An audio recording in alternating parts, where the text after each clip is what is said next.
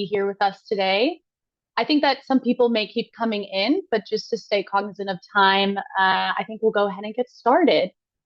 So it's so great to be here with all of you. This is Reef Renewal Bonaire's second ever webinar. And so today we're really going to be diving into our coral breeding program. You're going to hear from our team and some of our partners who really make it happen. I'm Katie. I run communication and development for Reef Renewal Foundation Bonaire, and I've been here for about 3 years, and I really have just loved every second. And I'm going to be kicking things off today. So just a few notes before we get started here. You should all be seeing a slide now, and if you don't, you can look in the top left corner of your screen and click Katie's screen. We are going to try to keep it to 1 hour today, but we will definitely stick around for anyone who has the time. This is also being recorded in case anyone needs to leave early, or maybe you had some people that wanted to join in but couldn't. And we'll send a follow-up email to everyone who registered and just to all of our supporters with a full link to the recording. It may take us a couple hours to publish that afterwards. And if you have any questions at any point during the presentation, please feel free to put them in the chat. We really encourage you guys to interact with us today and ask any questions, whether it's regarding coral breeding specifically, something you hear us talking about, or something about our programs more generally. And then we'll go ahead and organize those questions and try our best to get to everyone in the Q&A towards the end. And if not, maybe you can also shoot us an email. So what's going to happen today? Well, first, we're going to share a little bit about who we are and really how our coral breeding program started. We're really lucky because today we're joined by Aric Bickel from our partner organization, SECORE International. So we're here from him. And then we're really going to get into the nitty gritty. So how coral breeding works, why we do it, what we've accomplished so far in 2025, and also what's in store for the rest of the year. And then we're really, really excited to share some updates on the Coral Lab, which is our brand new land-based nursery, and also talk a little bit about how you can get involved and how you can really support this work. And then we're going to end with a Q&A from our team. So as I mentioned, please feel free to put all of your questions either in the chat, or if you go to your Zoom panel, you can see that there's actually a Q&A function on Zoom. So you can use either of those. Maybe the Q&A function is a little bit better in helping us organize. Okay.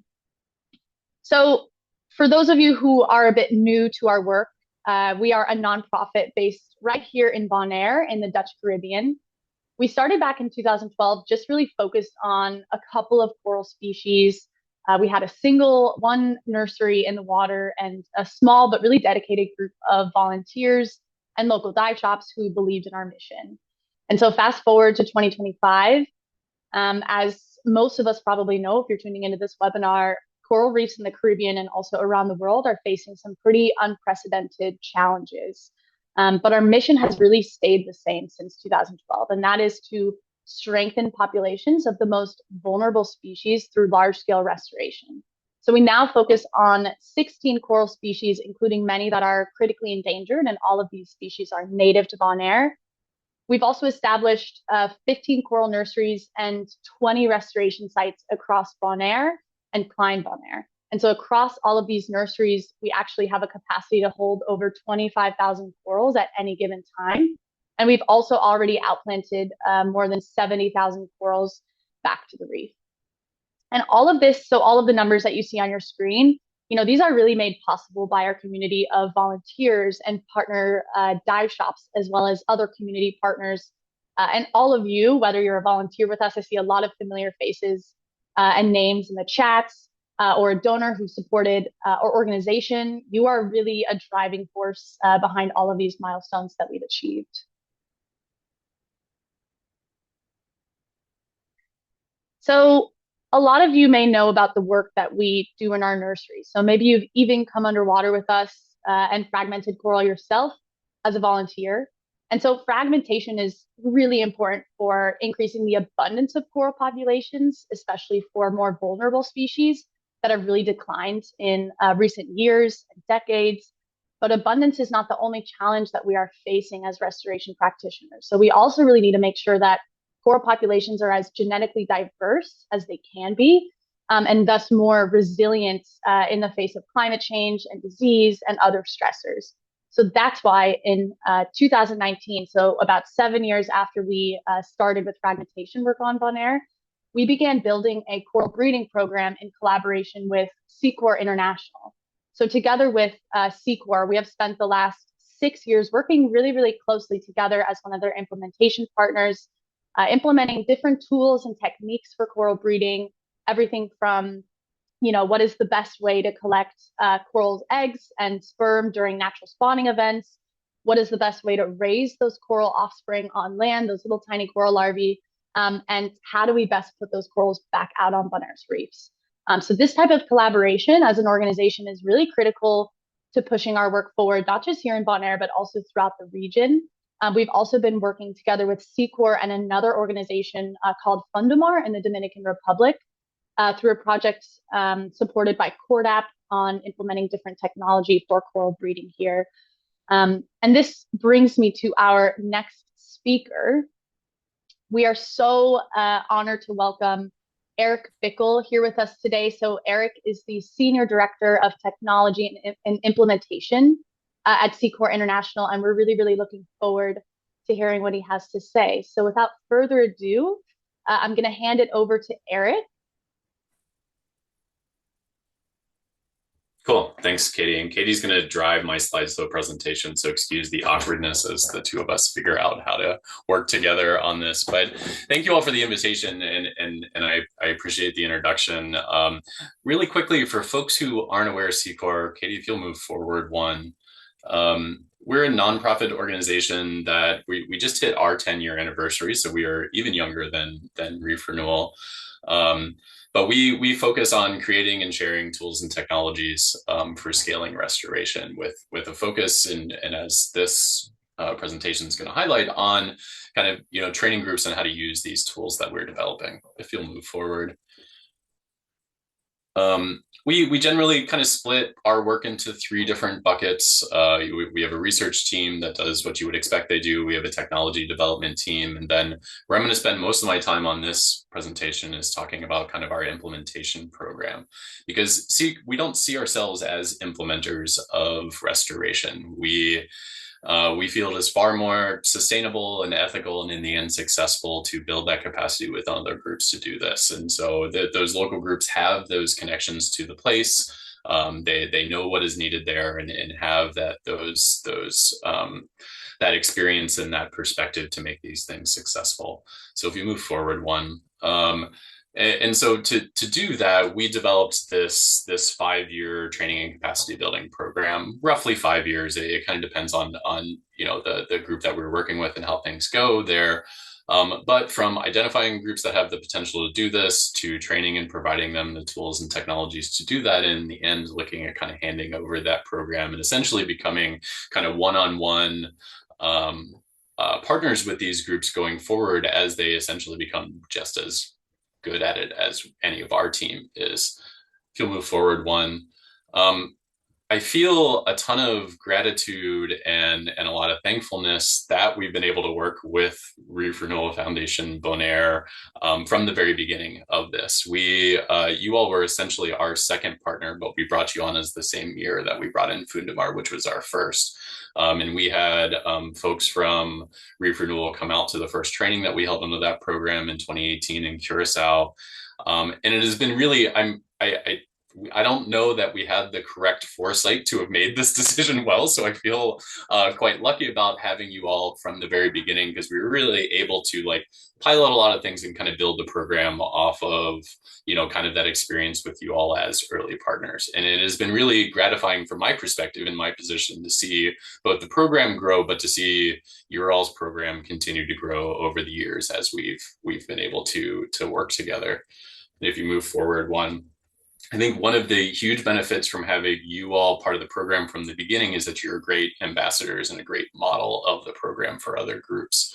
We started with just the two of you as part of this, but it was kind of built this into a network where we have partners in 10 countries, 12 different organizations that are doing this. And I think, I've seen programs like this fail in the past by not having the right groups that are start out and can kind of help you co-develop and be good ambassadors of it. And I like I said, I feel a lot of thankfulness for having you all involved in doing this. And the establishment of that network has been really, really valuable, I think, for the discipline in the Caribbean writ large. If you go to my next slide, having this network of all these, oh gosh, I almost forgot about this one. So like when we think about like having established this, our ecological research team, led into technology development. If you click through a couple times here, that, to developing that implementation program to train people on how to use this, and then that, it begot this practitioner network. This practitioner network has been super valuable to increasing the speed and the success of those kind of research and technology development programs.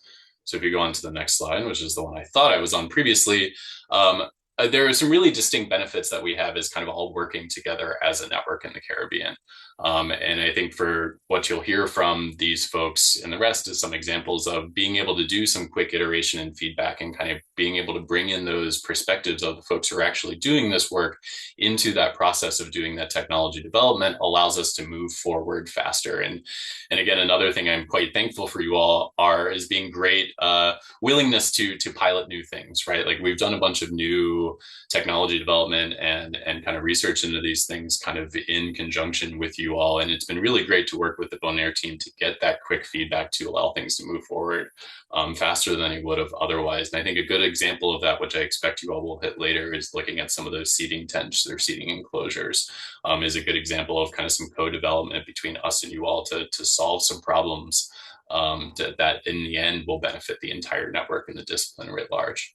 If you hit one more, there are also distinct advantages for the research side of things. And we've been able to do some really good, like, at least from my perspective, some joint research collaborations and put out some joint publications. The example of kind of that post-bleaching assessment of kind of how some of the new recruits going is probably the best example of that. But that has been really valuable to have this network of people kind of in the water and doing this work, and allows us to do some rapid response stuff that wouldn't be possible otherwise. Forward, please. Thank you.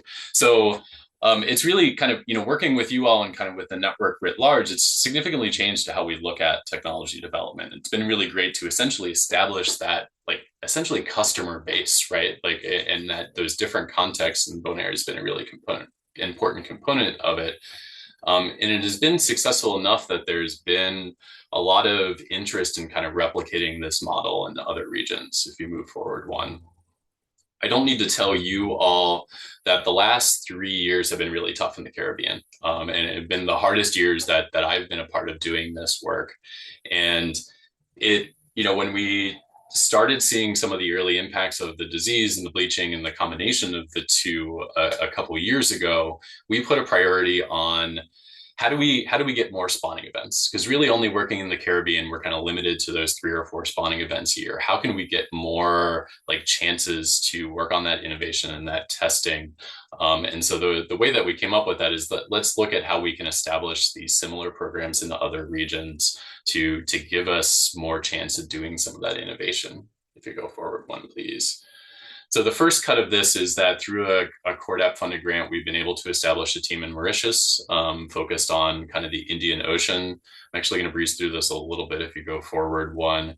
But the focus there is really kind of looking towards East Africa as far as taking the foundations of kind of what we have all built together in the Caribbean and replicating that there and kind of building that similar network so that we have that same kind of benefit. Forward one, please. Similarly, we are working with the Great Barrier Reef Foundation and the Australian Institute of Marine Science to replicate a similar model in the Pacific and to look at, taking things that have been successful from the Australian side and the knowledge that we come with from all of our joint work together in the Caribbean to set up the foundations of a comprehensive program in the Pacific as well. And so that the combination of doing these things, instead of having us all limited to kind of 4 spawning events that we're all connected to, it essentially triples the amount of events that we have. And we see that as a really important thing for how do we innovate faster to meet some of the growing changes and impacts to our reefs in the Caribbean that we are seeing. If we move forward one. And then what we just had funded was this technology transfer project that is essentially launching this month to take, those ideas, those concepts that we've been talking about kind of in that broader Pacific program, but can we take the best of what has been successful in Australia and that literally hundreds of millions of dollars of input into establishing some of those technologies and ideas and bring those to the Caribbean where there's really that frontline need for combating kind of some of the changes and doing better, innovating and scaling coral restoration. So the idea behind this is to establish a joint R&D program between us and the Australian groups, but also to initiate pilots of kind of look at translating some of these technologies over to the Caribbean. And the first cut of that is going to be doing the initial pilots in the Dominican Republic and Curacao. That's really the focus of the first year and a half of this. But the second piece of that is taking those things that we are showing are successful and then getting them into the hands of the other partners in the network. And as like a senior partner within the network and one that is, and I think I skipped past this early on, kind of graduating from the program this year, I see a really important role for Bonaire if there is still that continued willingness to be some of the early pilots on these things, to get some of these things in your all's hands. And I think in particular, you'll be talking about kind of building out some of your land-based facilities. This is a specialty of kind of what the Australians have developed, right? And I think there's a lot that we'll be doing in this that will have direct applicability to you all. And I think, allowing us to make some of the really big mistakes, like in Curacao and the Dominican Republic here in this first year and a half, but then kind of get over to you all some of these things that we think could be really beneficial, I think is a really big opportunity. And I look very much forward to continuing to work with you all for many years to come. So I'm going to leave it there. There's a thank you slide that I have up here that I won't be able to do justice to, but a ton of people support this work. And I will be around to answer questions for the Q&A portion. So happy to answer anything you have after that. Thank you very much for the invitation. I appreciate it. Thank you so much, Aric, for highlighting SECORE's work and also the importance of partnerships within all the work that we do. Hey, everybody, I'm Sanne. I'm the science officer at Reef Renewal. I've been working here for almost 5 years now. And today I'm going to give you guys a little bit of a crash course into coral breeding, what we do, how we do it, and why we do it. So I'm going to start with the basics and go a little bit over what is coral breeding. Coral breeding is the process of facilitating the sexual reproduction of coral species. Many coral species reproduce through spawning, meaning that they release their egg and sperm cells into the water column. These egg and sperm cells will float to the surface where if the egg of one coral colony meets the sperm of the other coral colony, the egg will be fertilized and develop into a coral larvae. This larvae can actually swim around and will look for a good place to settle on the reef. And once it finds its permanent home, it will attach itself to the substrate and form a coral polyp, and divide itself into a coral colony that we kind of know and typically see on the reef. And to just show people that maybe have never seen coral spawning in real life, we have a really cool video that shows coral spawning at one of our outplanting sites, Jeff Davis. We've outplanted over 1,000 staghorn corals here, and since 2017, it's been successfully spawning each year. All the white specks you see in these videos are actually bundles that contain egg and sperm cells from one colony. They're also called gametes, and these will float to the surface to be fertilized. This video really highlights kind of successful coral spawning for a healthy coral reef batch. And this is really where our challenge begins, because coral populations, not only on Bonaire, but globally, are declining. And as these coral populations are declining, so does the success of these coral spawning events and fertilization. And I just want to draw your attention to this graph from a paper from Pete Mumby from 2024 that shows the relationship between fertilization success and distance between coral colonies, or nearest neighbor, as he calls it. And you can see that even 20 meters distance between coral colonies really diminishes the success of the fertilization. And there's multiple different stressors affecting the coral populations on Bonaire. One of them, for example, is coral bleaching. So last year, the fourth global coral bleaching event was announced. The past 2 years, 2023 and 2024, were some of the worst and warmest years here on Bonaire, causing massive coral bleaching and affecting a lot of our coral species. However, this doesn't mean that all these corals show bleaching. So for example, this picture that you see here, you see the white very white coral elkhorn, and you see the elkhorn that still looks healthy. So some corals can show resilience as well to this thermal stress. The other stressor that we really have here on Bonaire is called Skittle D. And Skittle D is stony coral tissue loss disease. We have a lot of disease here on the reefs, but what makes Skittle D so important is because it affects a lot of different coral species, so a lot of the brain, the boulder, and the star corals. But it also spreads quite quickly and it kills really fast. So this is kind of a case study. This is a outplanting site. You see all these colored specks. All the pink ones are brain corals at Carl's Hill on the south of Klein Bonaire. And Carl's Hill had around 900 healthy brain corals before the disease came to the island in 2023. After 9 months with this disease, we already saw a 76% mortality on this reef. And now in 2025, we can really feel the effect of all these coral bleaching events and this disease also consequences in our work. So for example, the broiler brain coral colonies are one of the species that are affected most on Bonaire. And we use these for our coral breeding work every year. And so our amazing volunteers, they went out and they started looking for these colonies on the reef. They scouted over 31 sites, and we've only found 14 of these coral colonies that are big enough for our coral breeding work. The loss of these individual coral colonies really affect the connectivity between our coral populations. As these coral populations become more isolated, the chance that there's successful fertilization happening on the water really drops dramatically. And this is where our work, our coral breeding work, is so important and so critical. So what we do is we we go out each night and basically we go to all these different locations where the colonies still are and where they can possibly spawn, and we will collect the sperm and egg cells of these coral colonies. Once we've successfully collected everything using nets, we will bring it to our makeshift lab on land, and we will ensure that the egg of one colony meets the sperm of another and that fertilization happens. Normally, our fertilization rates are really quite high, in the high 90%. We also want to make sure that all the fertilized eggs develop into larvae. So we want to really care for them and make sure they have a good environment to kind of develop into their first life stages. Once these coral larvae are ready to go and swim down and find their permanent home, we can provide them with substrates. And for example, these are the substrates provided by SECORE. They're ceramic, and the corals will attach themselves to these substrates.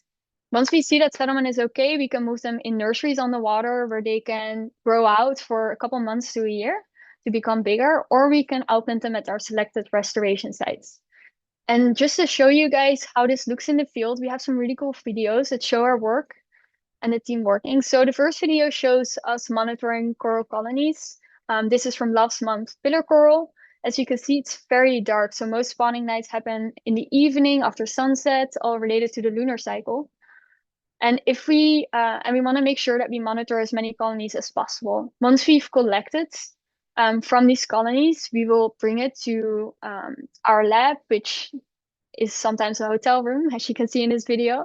And our team will make sure the fertilization happens and is successful. So here you can see us mixing egg and sperms from different colonies together. And as well, we will take some samples to measure our fertilization rates. We can also take some really cool photos and videos to show up on social media. And we can show people, once the corals have settled, all the coral babies. So all the green dots right now that you can see in the videos are actually coral settlers that have attached themselves to these substrates. And so the ultimate goal really of our coral breeding program is to create more resilient populations through genetic diversity.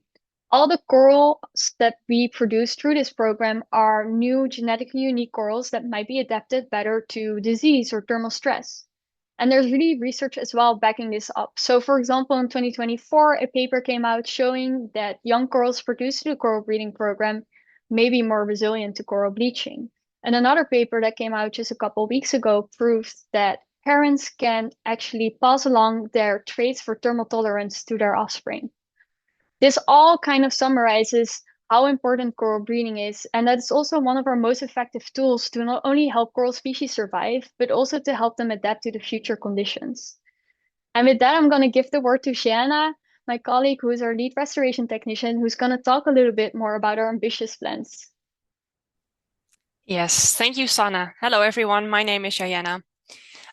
So it has been increasingly more difficult to predict and collect spawning because of stressors mentioned by Sana that can change the spawning patterns. So this is why we've set some really ambitious goals for 2025. I'll take you through what we have done so far this year and also what is coming up and how we're involving the community here on Bonaire and applying innovative technologies to support our coral breeding program. So we kicked off our 2025 breeding season in April with the monitoring of the grooved brain coral that, like many other species, spawns on very specific nights based on the lunar cycle. During these nights, our team went out into the water to check for signs of spawning. Unfortunately, we didn't observe any spawning activity that month, but in May, things took a really positive turn. We did observe spawning, and we were also able to collect gametes from this species.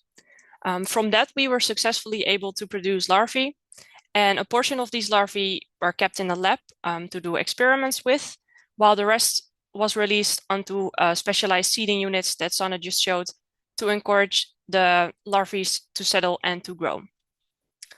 In July, we monitored several other important reef building species like the pillar coral, the boulder brain coral, and staghorn coral.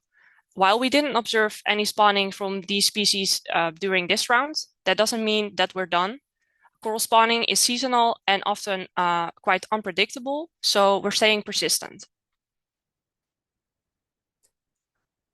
So that is why there's still plenty to look forward to this year. In August, we will continue with the monitoring for this specific species that didn't spawn earlier in the season. In September, a group of our team will travel to the Dominican Republic to visit Fundamar, a local reef restoration organization there. And we are very excited to learn from their techniques and bring those insights back to our work here on Bonaire. In September, we'll also monitor boulder brain coral again, hoping to catch another spawning event.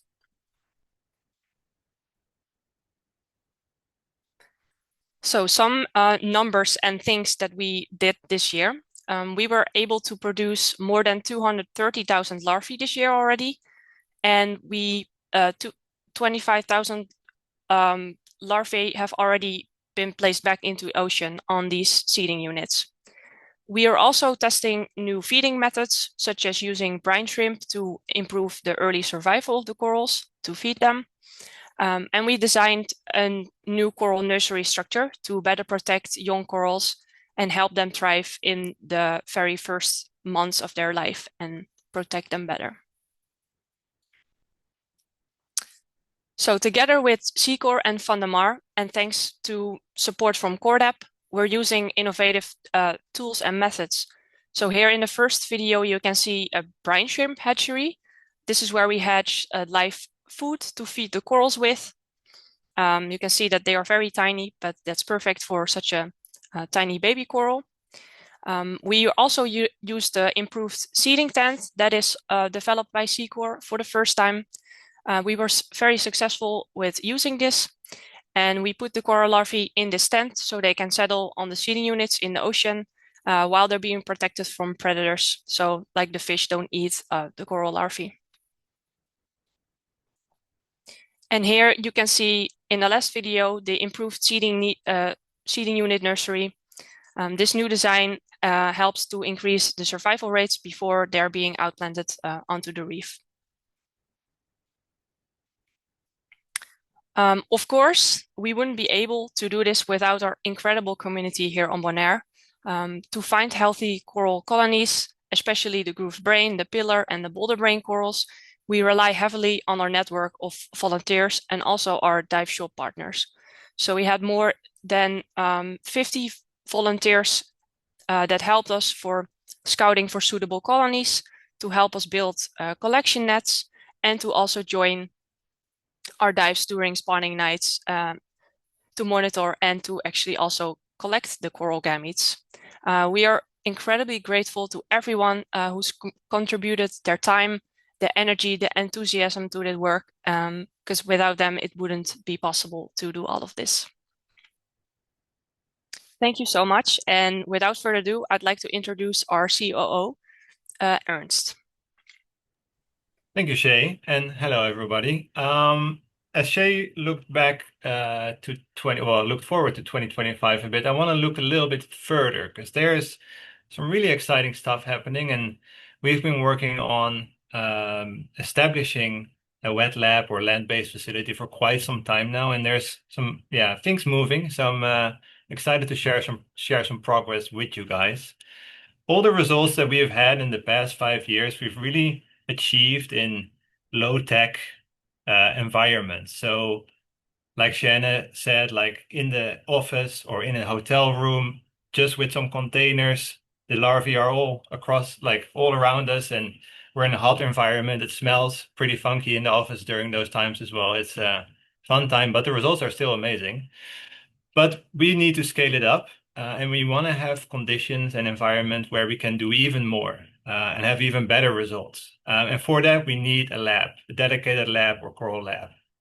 So we've been working with a partner in the US to build a custom built container lab that will arrive on the island actually very soon. So this is the first sneak peek photo that I can show you guys. Hopefully it will be here soon, and I'm being very, very optimistic, which I think you need to be if you work in coral restoration, that in December 2025 it should be operational, but please don't hold me to that. So what is actually inside a coral lab? During spawning sessions that we have now, when we have these temporary lab setups, we bring back water back and forth in jugs on boats, and we break our backs. It's hard work. But in the lab, we'll have water on demand. We just have to open a tap and it will do the work for us. So no more broken backs. The water quality, of course, especially in larval propagation and coral breeding, is very important. So we have UV sterilization, filtration system, so we can keep very well the control of the water quality. Same thing for the temperature. We used to use the air conditioning to keep the water at the right temperature, which wasn't always easy. And we would be working in the same environment as well. So we would all be very sweaty. But now we have water temperature and quality control in our lab as well. So that will make everything a lot better and keep it very stable and controlled. So inside, we have 6 specialized coral breeding systems where we can do the larval rearing. So we put all the materials in them, and from which they will flow into a settlement tank where all the settlement units will be, greatly improving the amount that we can put in there. A lot of times we are still limited by the amount of space that we have now. But the more space we have in this lab, the bigger amount of corals that we can output. This is all during coral breeding season, but that doesn't last forever. There's always a special time in the year, but go back one. Yeah. So we also are doing fragmentation work, the work that you all know that we have the nursery trees in the water. We're doing a lot of boulder and brain species, and we really want to improve and scale up that system as well, and using 3 large tanks for fragmentation at that facility as well. And the cool thing, and I think very important thing about this, is that we can bring the corals to people, to bring the corals to the community, to invite kids, schools, tourists over to the site and really come look at these corals close up, where we can explain and teach people what it is that we all do and why it's so important.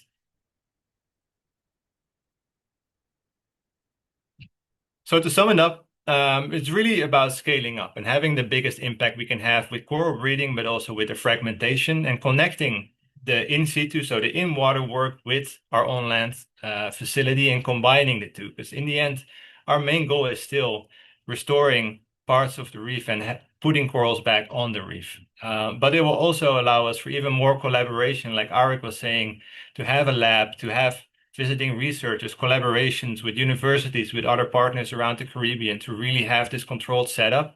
It will open up a lot of doors. It will be really, really important for us. And then, of course, the educational part of it is really special to me as well. Like, I really am excited to bring people there and to show them what we do and really get them involved on, in all the work that we do. And just very excited for this all to happen. It's still a lot of work to be done, but we're getting closer and closer. And it's been a couple of years since we've been working on this, but this will really change, a lot about what we do. It will really enhance what we do. It will change us as an organization in a very positive way, I think. And it is the future. So of course, this is not cheap. So there's obviously a lot of ways that we have a lot of support from funders, from bigger grants, from a lot of private donors, from passionate people, volunteers, supporters. You guys are all so important to what we do and what we can do. So in doing all this work and all the new work with the Coral Lab, of course, it's going to cost some money. So Perry is going to explain to you how you can be a supporter of Reef Renewal Bonaire and support our very important mission. Thank you so much for that, Ernst. Hi, everyone. My name is Perry. I am a restoration technician here at Reef Renewal, and I also help support Katie in our development department here. Firstly, I want to thank all of you for being here today. It's so wonderful to see so many new and familiar people joining us today. Like Ernst mentioned, as a nonprofit organization, everything we do, both on land and in the water, really depends on the generosity of people like you. So to all the donors and volunteers joining us today, thank you so much. Your support truly makes this work possible, and we simply could not do it without you. As you've seen from after hearing from everyone on our team, there's a lot of important and crucial work happening, and we're extremely excited to continue building on that. Your support helps make this possible and makes our breeding program operational as well. It helps fuel our manpower. It allows us to spend our time preparing both above and below the water, whether that's scouting, training, collecting, and conducting the lab work itself. It will help contribute to the costs of our materials, from the nets we use to collection to all the equipment we use in our lab as well. It also allows us to continue training more and more members of our community to get involved in our breeding program. We want to keep bringing more and more people in and involving more people in this program. So it also allows us to continue expanding that. It also is going to support the expansion of these education programs that Ernst talked about. We really want to engage more with the local community, specifically children, and get them interested in the work that we do here. Like Ernst mentioned, we are also very excited of what we can accomplish with our new on-land facility. As we're growing our capacity with the Coral Lab, we are adding a completely new operational branch to our toolbox, and we need the resources to continue to grow with that as well. Today, we're super, super excited to have a very unique opportunity for all of you guys attending here today. For the first time ever, we're actually expanding our adoption program. You will have the opportunity to be the first people ever to symbolically adopt one of those coral seeding units that Sana showed you earlier. These are the structures that house our baby corals during their early years. A symbolic adoption is just $100, and 100% of the proceeds go directly towards our efforts. They make amazing personalized and meaningful gifts, whether that's for birthdays or holidays, or anyone who's super passionate about the work that we do as well. This is a very limited time opportunity. It's only going to be available until the end of our breeding season, which is through October. If you prefer to make a monthly or larger one-time donation, which is just as instrumental to the work that we do, Katie is going to actually drop a link in the chat now as to where you can do that.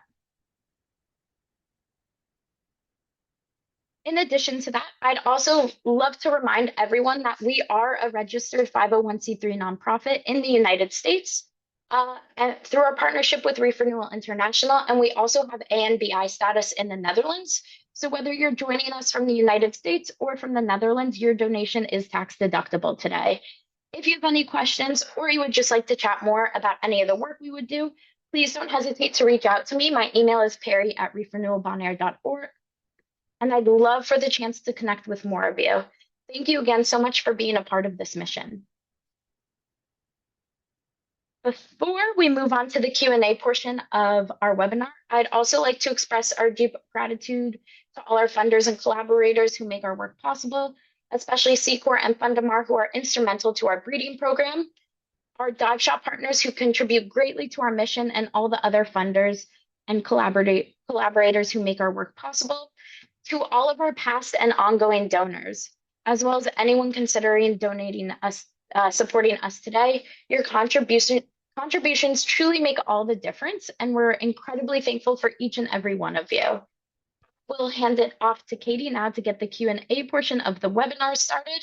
If you guys want to continue sending those questions in the chat and also in the Q&A portion as well. Thank you so much.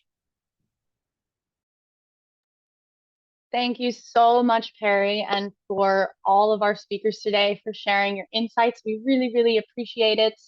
Also, thank you so much to Aric from SECORE for being here. So I'm seeing we are getting so many amazing questions coming in both through the chat and in the Q&A. So I'm going to go ahead and stop sharing this slide here so that you can see some of our lovely faces today. Okay, I am seeing the first question here in the Q&A function, and it's from Garrett. Shout out to Garrett. He actually also used to work here. So he says, love to hear about all of the progress. So Shayanna mentioned running experiments with the larvae that you're keeping in the lab following in vitro fertilization. What experiments are you running with them? So I thought that maybe Sana or Shayanna can talk a little bit about, different things that we tried this year, like the brine shrimp and the nursery structure, and maybe also, touch on a couple things that we've done in the past as well, if you can. Shay, you want to take this one? Yeah, sure. So what we did this year is the experiment was set up in a way that we were feeding specific containers that we have in our lab. And some of them we were not feeding, and we were looking in how this can improve the initial survival stages of the settlers. This is also done in many other places, and right now we only tried this out with brine shrimp with the live feed, but in the future we would also like to do this with other types of food. The corals are just very vulnerable in this early life stages, so it's very important that we find ways to support this and that they are stronger to go back into the ocean. We also made a new nursery structure, as you could see in one of our slides, and they were attached to PVC. We weren't sure how the the babies were going to settle on this, so we also tried it out in the lab to have these structures alongside with just the seeding units laying there and not being on the PVC, to see if that also made a difference.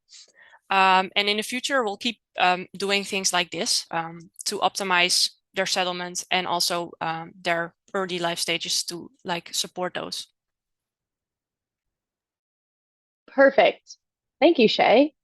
I'm seeing also a couple questions about our new lab, which is super exciting for us. And thank you so much for being just as curious as we are.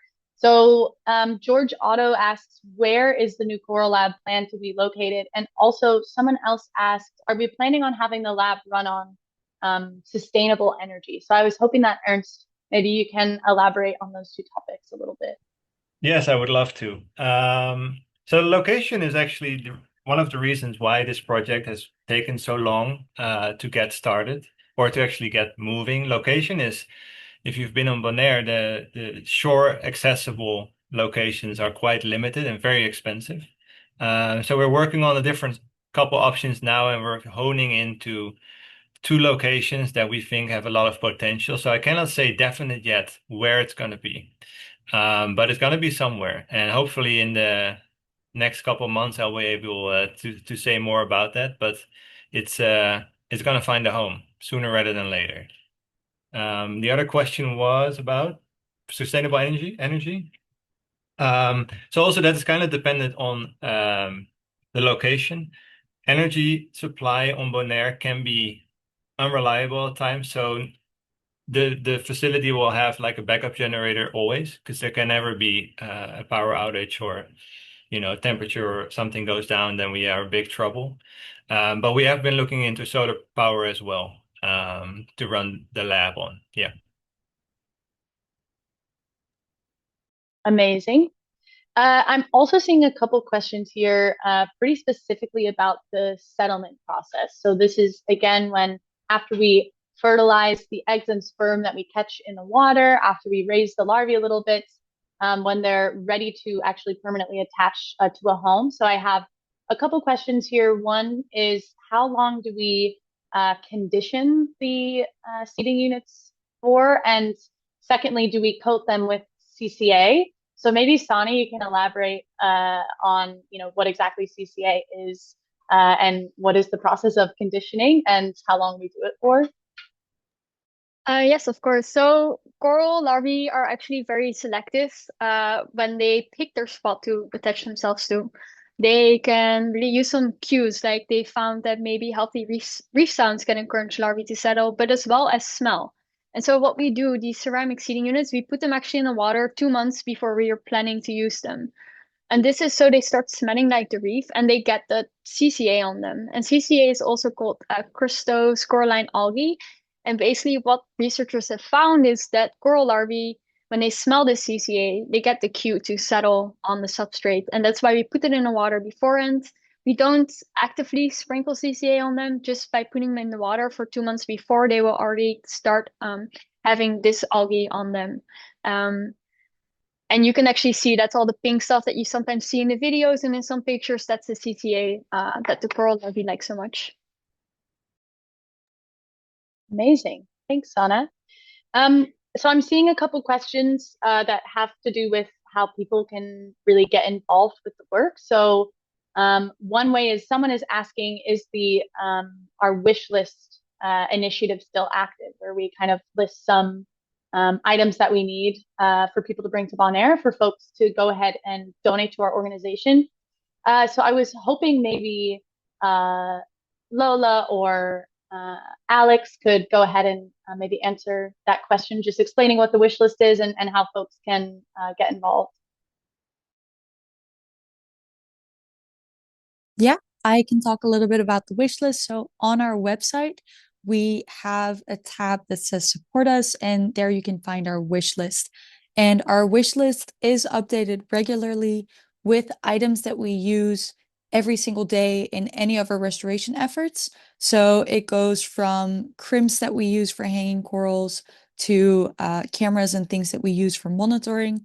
Anything that you have or are willing to bring or have space for in your luggage is very much appreciated, and we can use it literally every day. Amazing. Thanks, Lola. Ernst, I have another question for you regarding the wet lab. So Victoria Hepburn asks, will the lab be open for the public or donors, volunteers to visit and learn more about our amazing work? And thank you for calling our work amazing. I didn't add that in. So yeah, it will be.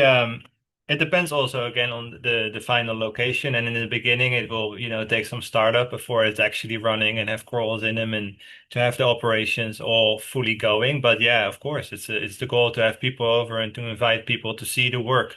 That is like a very important part of the wet lab, and we would love to bring people there. That is very important to us.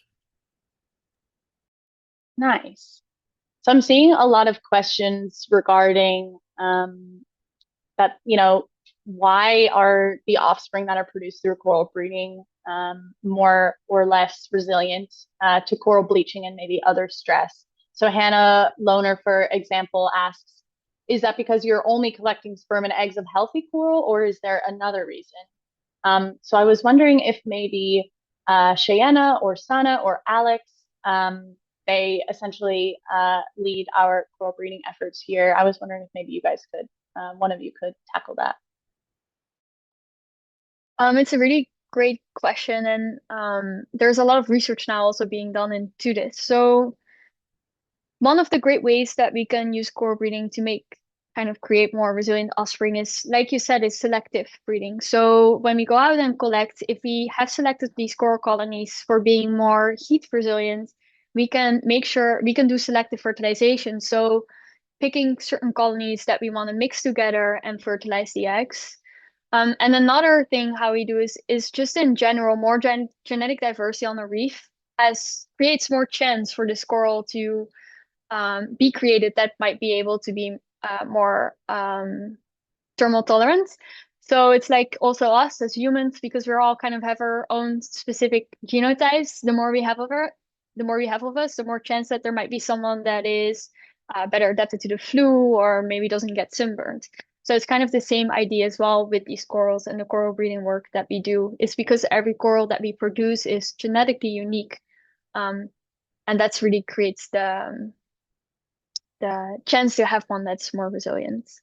Maybe Shay or Lex, you guys have anything? Go ahead.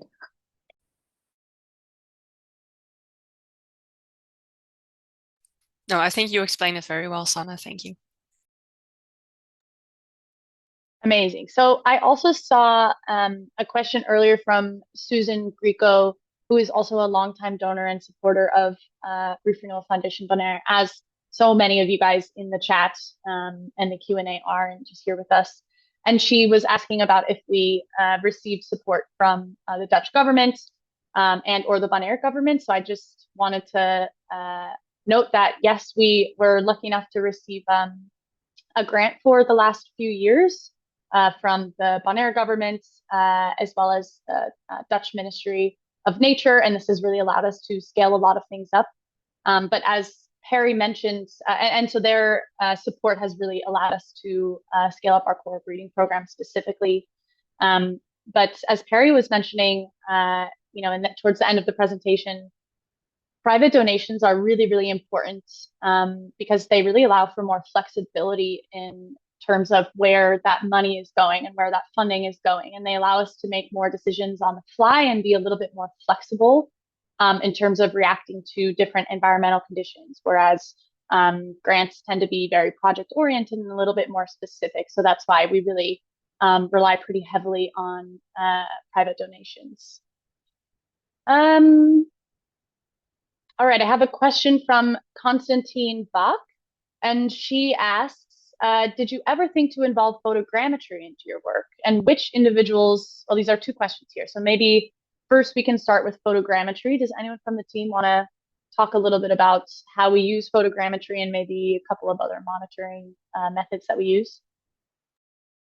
We use actually a lot of photogrammetry in our work. So it's one of our long-term monitoring strategies that we have. So we do short-term monitoring where we check on the corals like on the water as scuba divers, and we check the health and what is affecting them. We do this 3 months and 6 months, but then more in the longer term to see how our restoration sites are growing or shrinking or expanding or what is affecting them the most. We've been using photogrammetry and creating orthomosaics for the past couple of years.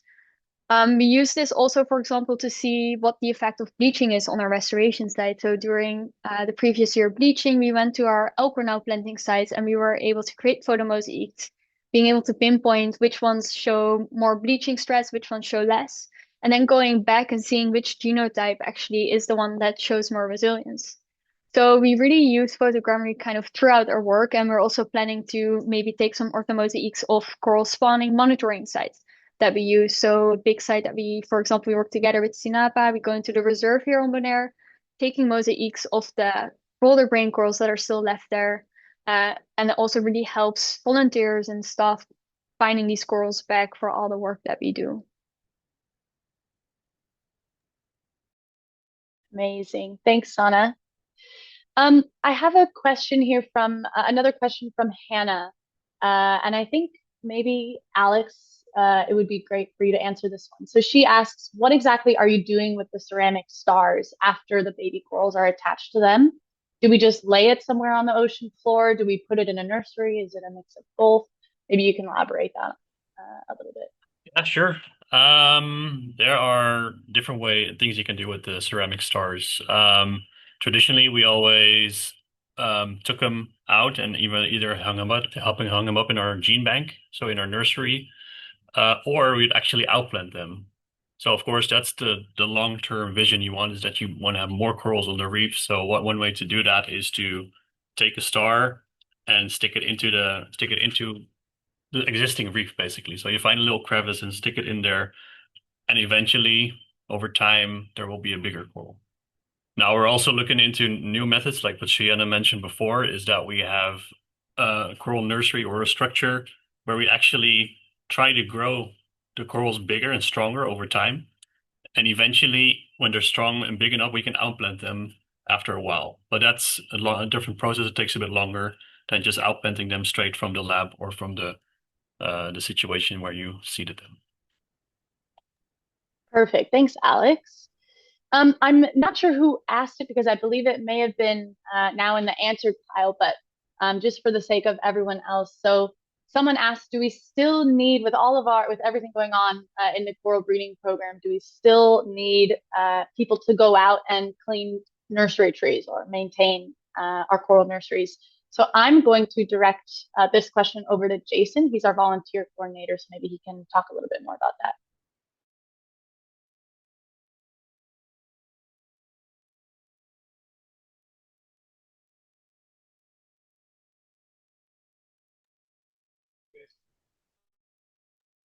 All right, we're having a little technical difficulty here. Maybe we can take another question.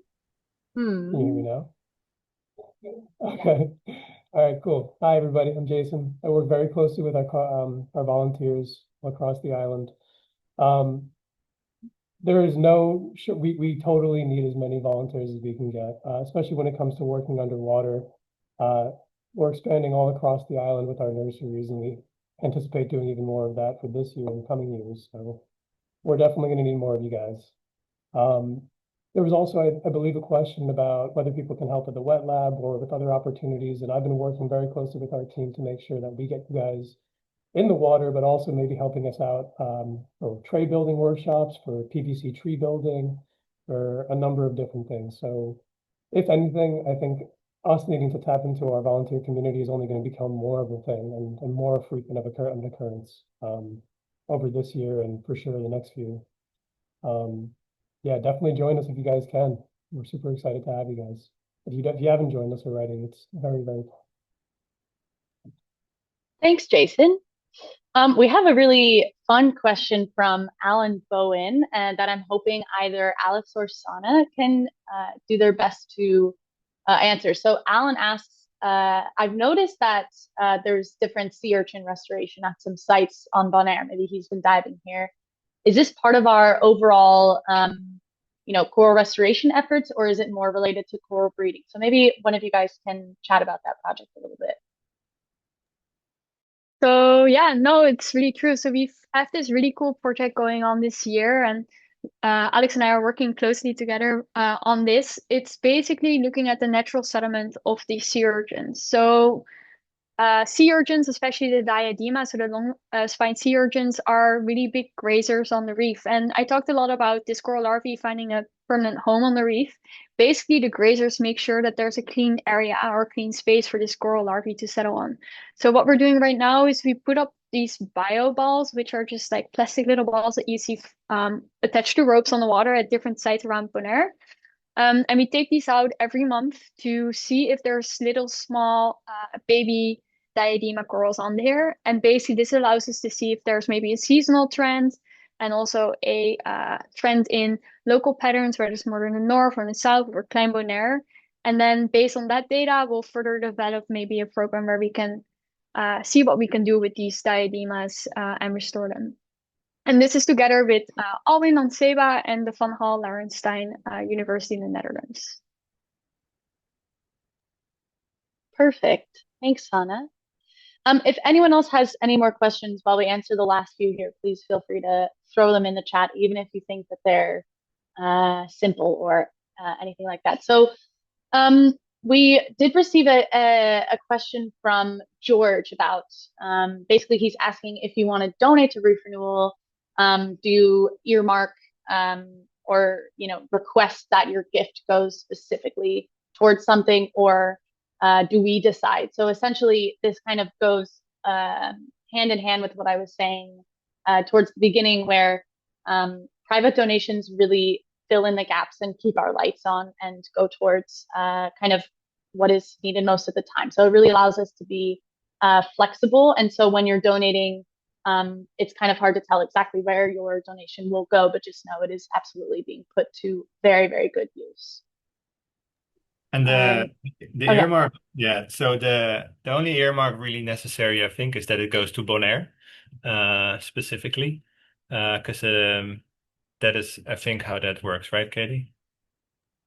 Yeah, so I wasn't sure. I didn't fully understand the question, so I'm not sure if George was asking about donating to specifically Reef Renewal Foundation Bonaire, or we have our larger umbrella organization, Reef Renewal Foundation International. And so we have different partners that are sort of under this same umbrella that do awesome work in the US and in Curacao. And of course, us right here in Bonaire. So essentially, if you want to mail a check or potentially donate through a donor advised fund, you can actually request that your donation is sent to Bonaire. But if you're using any one of our forms online that you find on our website, that donation will automatically go 100% towards our work here in Bonaire. Okay, I'm doing my best to find some new questions.